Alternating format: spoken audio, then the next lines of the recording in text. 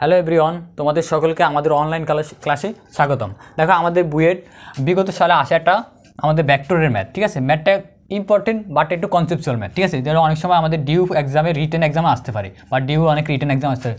যদি হয় এ এবং বির মান নির্ণয় করো, যদি আমাদের পসিবল হয় এ এবং বির মান নির্ণয় করো, তাহলে আমাদের একটা ভেক্টর দেওয়া আছে।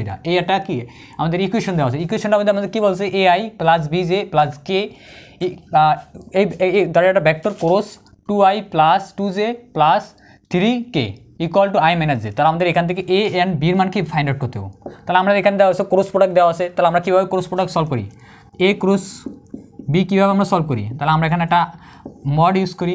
তাহলে i j k লেট ধরি এটা আমাদের এ ভেক্টর, এটা ইকুইভ্যালেন্ট হলো এ ভেক্টর, আর এটা ইকুইভ্যালেন্ট আমাদের কি বি ভেক্টর।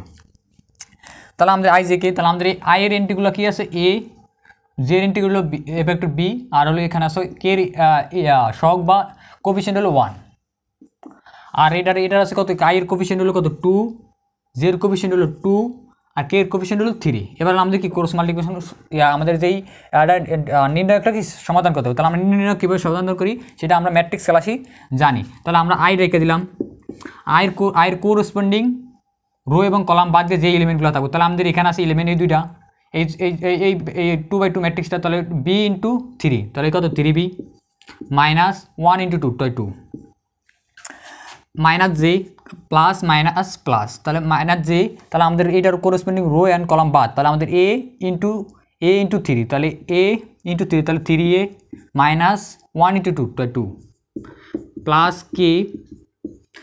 কে যদি রাখে আমাদের কোরসপন্ডিং, তাহলে 2a minus 2b, 2a minus 2b।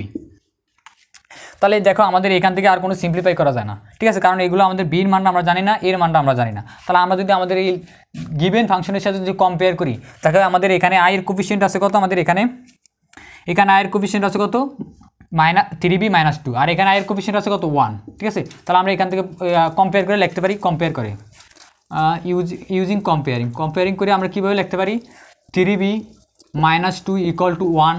Also আমাদের দেখো এখানে জের কোফিশিয়েন্ট, এখানে মাইনাস জে, এখানেও মাইনাস জে, আর এটার কোফিশিয়েন্ট আছে 1, আর এটার কোফিশিয়েন্ট আছে কত 3a minus 2, 3a minus 2 equal to 1, আর এখানে জের কোফিশিয়েন্ট কত 0, আমরা লিখতে পারি কি প্লাস 0 টাইমস কে।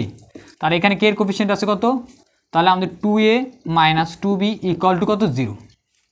এবার আমরা সিম্পলিফাই করি, তাহলে আমরা এখান থেকে সিম্পলিফাই করতে পারি 3b ইকুয়াল টু, আমরা ওই সাইডে নিয়ে গেলে আমাদের রাইট হ্যান্ড সাইডে নিয়ে গেলে -2, রাইট হ্যান্ড সাইডে গেলে প্লাস, তাহলে 1 + 2 ইকুয়াল টু 3, তাহলে বোথ সাইড 3 দ্বারা ডিভাইড করলে আমাদের বি ইকুয়াল টু কত আসে 1।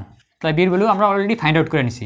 অলসো আমাদের যদি এটা সলভ করি, আমাদের এটা সলভ করলে কী আছে দেখো, তাহলে 3a ইকুয়াল টু, আমরা যদি 2টা আমাদের রাইট হ্যান্ড সাইডে শিফট করি, তাহলে আমাদের কত আসে 1 + 2 ইকুয়াল টু 3, তাহলে a equal to also 1।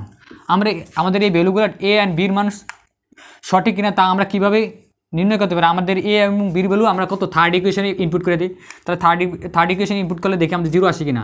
2 Times এর মান হলো 1 মাইনাস 2 টাইমস বির মান হলো 1, তাহলে আমরা সলভ করলে আমাদের কত আছে 2 ইন্টু 1 1 অলসো মাইনাস 2 ইন্টু 1 2, তাহলে ইকুয়াল টু 0। তাহলে আমাদের এ এর মান 1 এবং বির মান 1 ইজ কি কারেক্ট। তাহলে আমাদের এ অ্যান্ড বির মান অলরেডি ফাইন্ড আউট করি, সেটা হলো আমাদের এর মান হলো 1, বির মান হলো কত 1। সো আমরা তাহলে আমাদের সম্ভব এ এবং বির মান ফাইন্ড আউট করা।